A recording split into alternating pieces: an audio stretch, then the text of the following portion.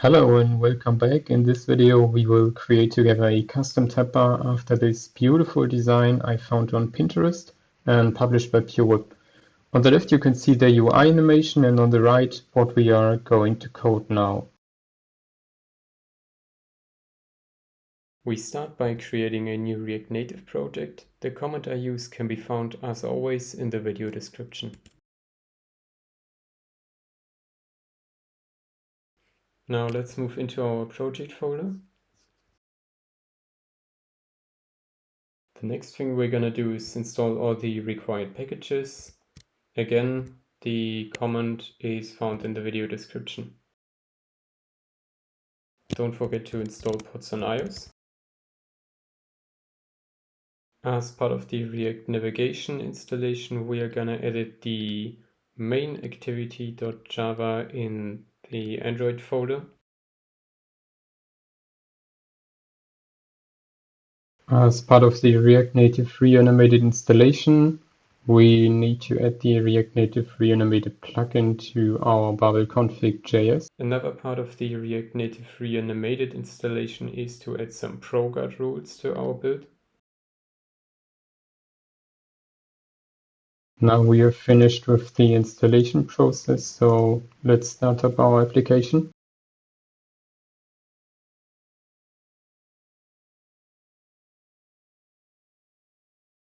Okay, our application finished loading, so let's clean up the tsx file.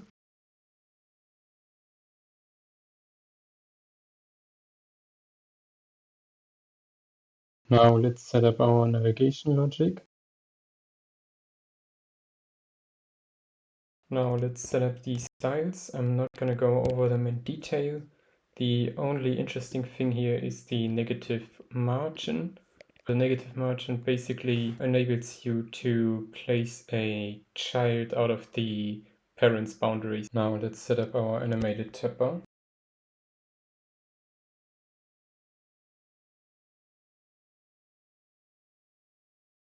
Now the next thing we do is to design the SVG for the background of the active tab. You don't have to do that because I linked the file in the video description, but if you want to have a different background, I'll show you how to do it now. There are many ways to do it, but I use Figma as an example.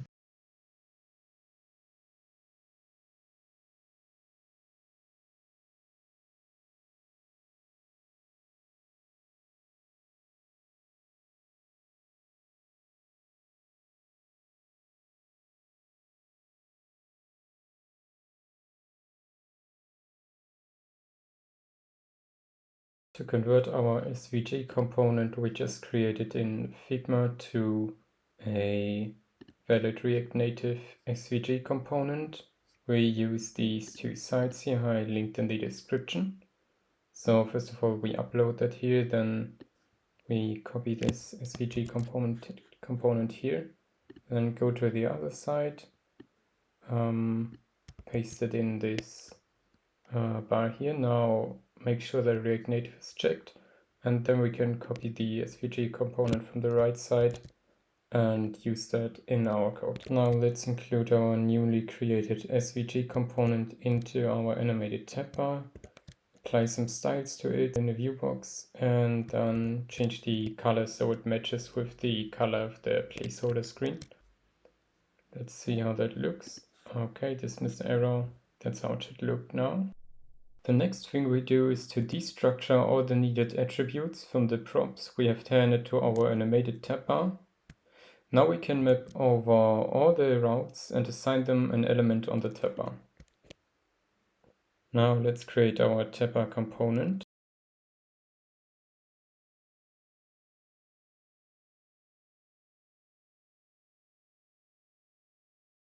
Should look like this, and you can navigate between all the different screens when clicking on one of the components. Now we need to save where on the x-axis our tab bar components are in relation to the screen, so that we can animate our tab bar background there later. We can do this using the onLayout function, which gives us various information about the position of the element in question. So we get the x-axis position and store it in the state using React's useReducer function.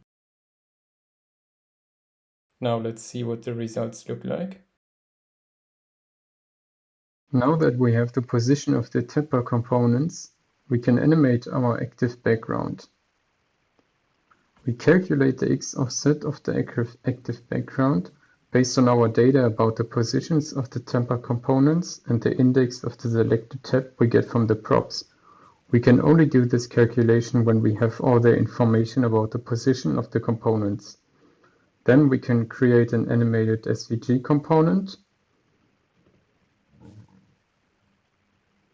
and pass the animated styles to the component. That is how it should look like. Now let's animate the size and transparency of each component based on the selected tab. For this, we check if a component is active and calculate our animated styles based on that. At last, we pass the styles to the component's views. Let's see what it looks like. Now it's working. The last thing we need to do now are the icons. If you don't want to have animated icons, you can skip the next two steps. For the animated icons, we use Lottie. If you can't find a suitable icon at Lottie files, you can create your own animated icons. For example, we will create one of the icons for this video in a moment, but you can also find them in the video description. If we don't want to create our icons from scratch in a design program, we can search on open source sites for icons we can use. For example, I don't want to create a settings icon myself, so I search for a suitable icon on Iconify. Once we've found one, we download it and import it into our design program to edit it. In this example, I'm just gonna change the color, which is not really necessary, but there are plenty of other things you can do with these icons in your design program. But for the sake of this tutorial, I'm not gonna show them now. After we're satisfied with our icon, there are two ways to create a Lottie animation from it. We can use Adobe After Effects, which is paid, or Haiku. In this tutorial, I use Haiku. As always, you can find the link to it below in the video description. So let's import our Gear SVG. Place that on our main. Gonna change the size to 100. Also, if you change the size to 100, you should make sure that the SVG itself is also 100 times 100 pixels. Now I want my animation to be half a second long. Since we have 60 FPS per second, that means my animation will be 30 FPS long. We're gonna add a rotation Z here with 0 radius on frame 0, and then we go to frame 30, which is equal to half a second. And let's change the rotation to 12.566, which is roughly 4 times p.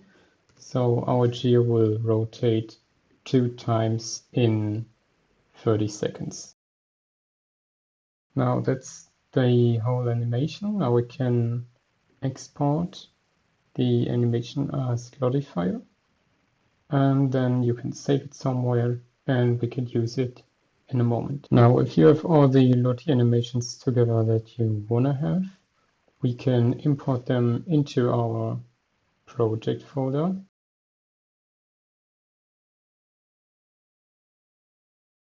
Now that we have all our Lottie animations together, we can pass the icons to our tab screens. For this, we use the Lottie component and pass the path to our animations as source. We set the loop to false because we don't want the animation to repeat infinitely. We implement the reference in a moment. Then we get the tapper icon from the options and pass it to the tapper component.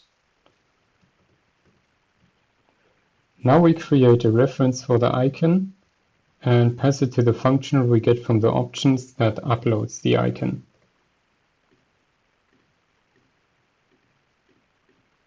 The last thing we need to do is start the animation when the component changes from inactive to active state. This is achieved with a use effect. Now that's it with this tutorial. If you're satisfied with the result, let me know in the comments. Give feedback or consider liking the video. If you have any problems or questions, feel free to ask. If you want to see more videos from me in the future, subscribe to the channel and give me video ideas. Thanks for watching.